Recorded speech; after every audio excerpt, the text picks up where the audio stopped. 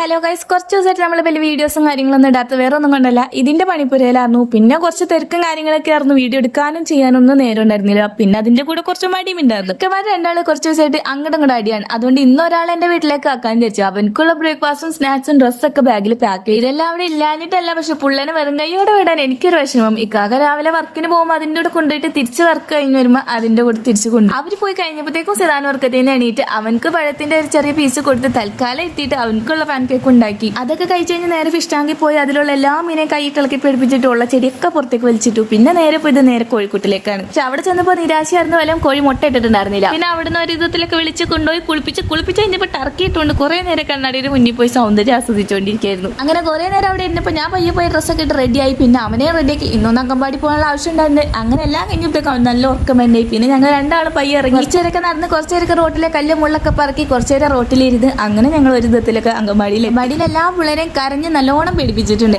അപ്പൊ ഇനി നല്ല അടിപൊളി ക്രാഫ്റ്റ് വീഡിയോസ് ഒക്കെ വഴിയെ ഇടാം. വീഡിയോസ് ആദ്യമായിട്ട് കാണുന്നവരുണ്ടെങ്കിൽ ഇപ്പൊ തന്നെ ചാനലിൽ കയറി മറക്കാതെ സബ്സ്ക്രൈബ് ചെയ്യാട്ടോ. വീഡിയോ ലൈക്ക് ചെയ്യാനും മറക്കണ്ട, നിങ്ങളുടെ ഒരു കമന്റ് ഇടാനും മറക്കണ്ട. അപ്പൊ എല്ലാവർക്കും ബൈ.